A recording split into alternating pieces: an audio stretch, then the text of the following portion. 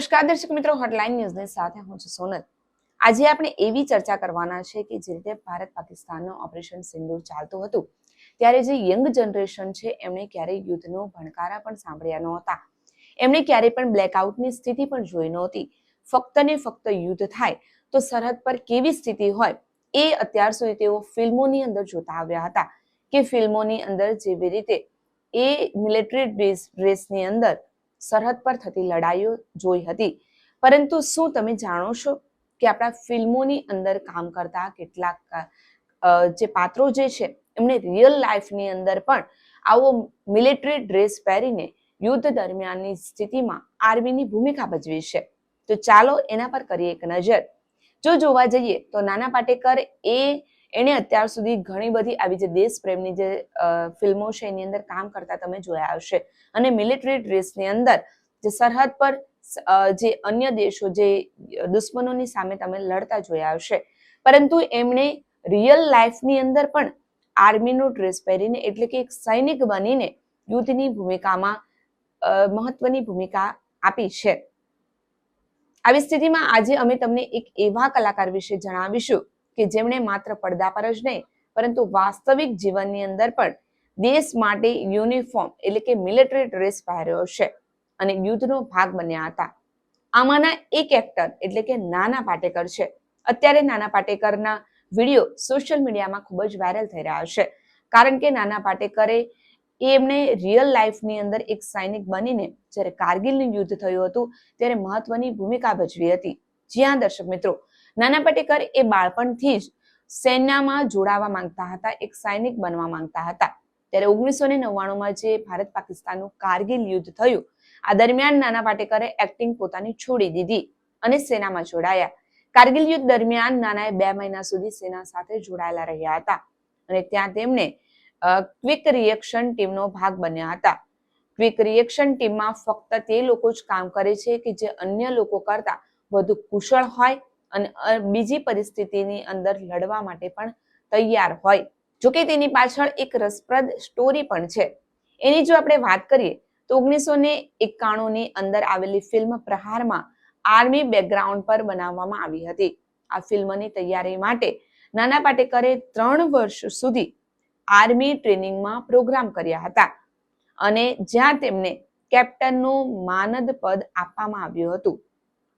બાદમાં તે સેનામાં જોડાવા માંગતા હતા, પરંતુ આ માટે નાનાએ એક વરિષ્ઠ સૈન્ય અધિકારીને ફોન કર્યો અને સેનામાં જોડાવા માટે પોતાની ઈચ્છાને વ્યક્ત કરી, પરંતુ અધિકારીએ એવું કહ્યું હતું કે તમે એક સામાન્ય નાગરિક છો, અમે તમને સેનામાં ન લઈ શકીએ। ત્યારબાદ એક્ટરે દેશના તત્કાલીન સંરક્ષણ પ્રધાન જ્યોર્જ ફર્નાન્ડીસને પણ ફોન કર્યો હતો। જ્યોર્જે તેમને પહેલેથી જ ઓળખતા હતા અને શરૂઆતમાં તેમણે ના પાડી, પરંતુ જ્યારે નાના પાટેકરે તેમને તેની આર્મી બેકગ્રાઉન્ડ વિશે કહ્યું કે તેમણે આના વિશે ટ્રેનિંગ પણ લીધી છે, ત્યારે તેઓ તેના માટે સહમત થયા અને તેમને લીલી ઝંડી મળી ગઈ। આવા જ એક આપણે બીજા કલાકાર કે જે તમે એમને અત્યાર સુધી પડદા પર જોતા હતા, એમણે પણ મહાભારતમાં તમે શકુની મામા તરીકે ઓળખો છો, એઓ પણ ભારત અને ચીનના યુદ્ધમાં લડ્યા હતા। જાણીને નવાઈ લાગીને, પરંતુ BR ચોપરાની મહાભારતમાં શકુનીની ભૂમિકા ભજવીને દરેક ઘરમાં પ્રખ્યાત થયેલા ગુફી પેન્ટર એક્ટર બનતા પહેલા સેનામાં હતા। 1962માં ભારત ચીનનું યુદ્ધ થયું ત્યારે તેઓ એન્જિનિયરિંગનો અભ્યાસ કરી રહ્યા હતા અને 5 વર્ષ પહેલા તેમણે એક ઇન્ટરવ્યુમાં કહ્યું હતું કે 1962માં જ્યારે યુદ્ધ શરૂ થયું એ સમયે કોલેજમાંથી સેનામાં તેમની સીધી રીતે ભરતી થઈ ગઈ હતી। ગુફી હંમેશા સેનામાં જોડાવા માંગતા હતા, પરંતુ તેમને તકનો લાભ લીધો અને અરજી કરી અને પસંદગી મળી ગઈ। તેમને ચીની સરહદ પર આર્મી આર્ટિલરીમાં પોસ્ટિંગ મળ્યું હતું। આવા જ એક મહાભારતના બીજો ભાગ એટલે કે ભીમનું કેરેક્ટર તો તમે સૌ કોઈ જાણતા હતા, એમને પણ BSFમાં ભાગ લીધો હતો। મહાભારતમાં ભીમની ભૂમિકા ભજવનાર પ્રવીણ કુમાર સોબતી પણ સેનાનો ભાગ રહી ચૂક્યા છે।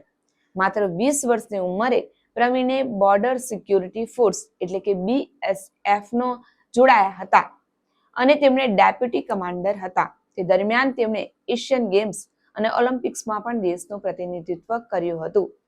તેમણે હેમર અને ડિસ્કસ થ્રોમાં પણ દેશ માટે મેડલ જીત્યા હતા। આ ઉપરાંત ગીતકાર બનતા પહેલા પણ આનંદ બક્ષી એક સૈનિક બન્યા હતા, બોલિવૂડના સદાબહાર ગીતો આપનાર ગીતકાર આનંદ બક્ષી ભારતીય નૌકાદળનો ભાગ હતા. ભાગલા પછી આનંદ પોતાના પરિવાર સાથે ભારત આવ્યા અને દિલ્હીમાં સ્થાયી થયા. તેઓ ગાયક બનવાની ઈચ્છા સાથે મુંબઈ આવ્યા. અહીં જ્યારે તે ગાયક ન બની શક્યા ત્યારે તેમણે ભારતીય નૌકાદળમાં જોડાયા અને 15 નવેમ્બર 1947ના રોજ માત્ર 17 વર્ષની ઉંમરે આનંદ બક્ષી જબલપુરમાં આર્મીમાં સિગ્નલ કેપ્ટનમાં જોડાયા. તેમને સિગ્નલ મેનનો દરજ્જો પણ આપવામાં આવ્યો હતો. સેનામાં હતા ત્યારે આનંદ બક્ષી નાટકોમાં ભાગ બનતા હતા. આનાથી તે પ્રખ્યાત થયા. તેમનો પરિચય આ રીતે કરવામાં આવ્યો. આ એક સૈનિક છે કે જે કવિતાઓ લખે છે, ગાય છે અને નાટકોમાં અભિનય પણ કરે છે. 18 જૂને 1950ના રોજ આનંદ બક્ષી જબલપુરના સિગ્નલ ટ્રેનિંગ સેન્ટરમાં switch board operator class IIT બન્યા. તેમણે 1947 થી 1956 સુધી સેનામાં સેવા આપી હતી.